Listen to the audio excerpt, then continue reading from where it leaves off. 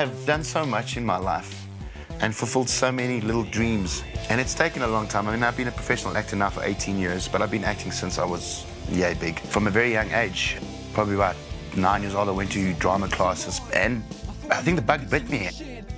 I always wanted to be a film actor. It was always my dream.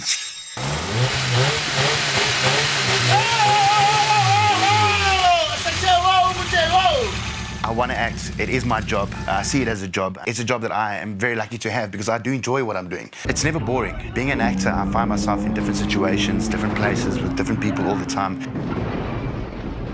I can't just pretend that this didn't happen, Joe. I nearly had a baby. Nearly. Nobody asked you to pretend like it never happened. Do you want to know why I went away last weekend? Do you really want to know why? I went away so I could grieve the death of my child without having 500 people telling me to pull myself together. Then why didn't you tell me? Why did you cut me out? I never even saw. I never saw the baby, Joe. I was in Isidingo for about 8 years. It was very good for my career in that it elevated me as a person into people's eyes. But I hadn't been involved in acting my whole life for one character, and it was becoming that. As much as what I loved my career up until that point, it was never going to be what I wanted it to be, and I wanted to do film. And I made a conscious decision after leaving Isidingo that I was not going to do any more TV, and I was going to try my best to only do stage shows that I really, really wanted to do in order to keep my ears open in case there was a movie. And I've shot 9 movies in the last 7 years, so basically I've kept my life open for a month a year, and it's been worth it. In order for me to maintain this dream of wanting to do films, I've had to resort to doing a lot of other little things. I shot Catch a Fire first. I had a very small part in that. Comrade J.S. No, we don't know where he stays. Zuma, Tambo. So these people, they move around. Got to meet some really, really nice actors and stuff like that, and got to work with a really nice crew. And then I went into a South African crew, which, you know, you always think, oh, international South African, there's going to be a big difference, but there wasn't. But for me, it wasn't about trying to portray a character now. The character was there, you know. Franz Grenier, Hansie's brother, who was also the producer of the movie, was an actual person. Come on, Dad, please don't leave the room again. Listen, Hansie's gonna get his 100. Come on, Dad, it's gonna be fine. For what? Please, Dad. I had 2 days on set before I had my first scene, and I walked around with my cell phone, recording him. You know, I'd be eating lunch like this, and I'd be recording his facial expressions and his intensity and how he spoke and the rhythm of his speech and how he walked. And that, to me, is more difficult than imagining a character and creating your own character, because now you're comparing your character in the movie to the actual person. And I watched it, and he says, that's me, that's me. You've got me. And that was a compliment. It was a very good experience. It was my first real big part in a real big movie. Whose door is it? Hey, I said sit down. You know, it was funny when they phoned me and said to me, we're doing a comedy, would you like to go and play a character? Take care of this, make sure that there's no trouble, huh? What seems to be the problem? He wants to go into his office. Mr. Peary's office. Yes, I just want to get some of my personal stuff, that's all. I had very few lines to say, but he's one of those people that just appear out of nowhere. And then he talks to you, and he's very kind of like this. But he's actually a nice guy. I think if the script's right, and it's written properly, and you've got the right director, then when the comedy doesn't become forced, it becomes funny to the people that are viewing it.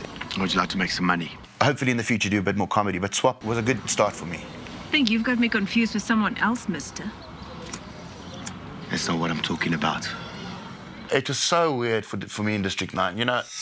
Normally, if you audition for a part and you don't get it, it's Puma. There you go, thanks for playing. Next, please. And I got the call saying, listen, they've decided to go with the other actor. Thanks. Thanks for playing. And I was like, no, no, no, no, no.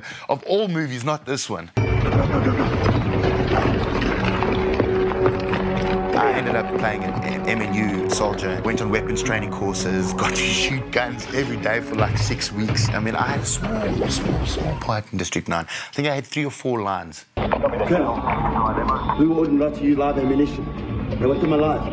And then shouting while you're shooting.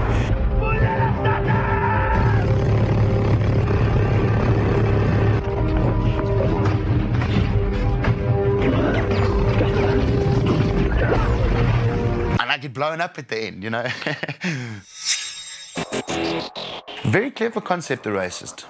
If they had the right people to deal with the backing of that movie, I think that story would have been a massive international success. And it was about a little boy growing up in a old school black pan. He sees like a whole bunch of Afrikaans folks with their fam or GTs and their whatever it is that they have there. And his mom says, don't look there, they're racists.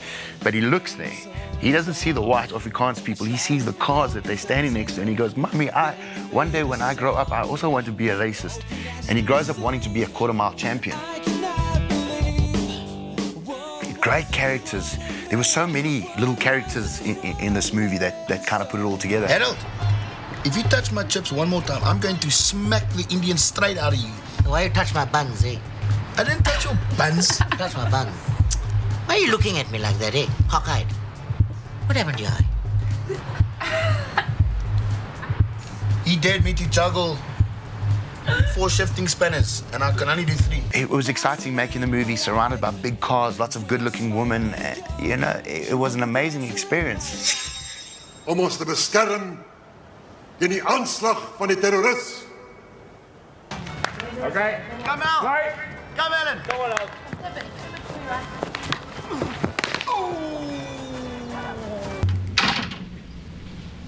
The bank confirmed it. The money's in his account. But that's not possible. You can see, sorry, just above the allocated amount of ammunition, because I see your pouches are full, but you still carry. I think maybe you should speak to the colonel, eh? I just think that you should. FPG over here says that we got too much ammunition. I went through a process of shooting 4 or 5 films and having issues with producers and not getting paid and all that kind of stuff. And I was like, am I being silly? Is this what I really want to do? Should I maybe go back to TV and get that stability of a salary every month? And then I shot Night Drive. Excuse me. You wait until you have become a victim of crime. I have been a victim of crime. Lady, you don't even know the meaning of the word victim. The director, Justin, made me fall in love with acting again because he really forced me to step out of my comfort zone as an actor. That, to me, was the defining point of I'd made the right decision. This is what I want to do for the rest of my life. One of the most important things I'll never forget, Justin said to me, don't judge your character. I'd read the script and I'd gone, you know, this is an idiot. And I needed to play the character for what he was, not what I thought he was. Well, you go over there and have a look, and I'll try from here. I always approach my characters from a physical part. I always try and imagine what my character would look like, and then I'd work on his intellectual, and then I'd work on his feelings. I know a lot of actors do it the other way around because your mentality and how you feel affects how your body portrays. But that's already been put on paper for me. For me, it's about the physicality of the person because that carries weight in what I say and what I do and how I do it and why I do it. I'm going to go lie down a bit. Thank you, Thomas. I had a director say to me once, you know, Brandon, your problem is you don't give takes, you give options. And I think that's what I do. I'm an option actor. No take is ever going to be the same unless you want it to be. Interesting movie, this Rancid. You know when young directors have taken old concepts and literally said to them, you know what, we don't care about them. And they take new ideas and they approach South African movie making in a very extreme idea with extreme storylines, with things that you kind of go, I don't know if that's going to be realistic or if that's ever possible. And then you take that idea and you put it into a movie and you base it in South Africa and you're not shooting it for South Africans, you're shooting for the international markets, but you're telling a story about South Africans with South Africans that's actually got nothing to do with South Africa. It's a fantasy story. And when I read this script, I went, wow, man. All of a sudden, it started making sense. Night Drive, shot for an international audience. Rancid, shot for an international audience, using South Africans, using a South African story. And Rancid is another horror, but it's a sci-fi horror. There were 4 main actors, 1 setting. It was so amazing to work with actors who understood the concept of what the movie was about and took that on board, regardless of their own thoughts about a sci-fi horror in South Africa. I don't know, but it worked. Neill's assistant phoned me and she said to me, look, Neill would really still like you to be in this movie. Would you be keen? I was actively looking for ways to get into directing feature films.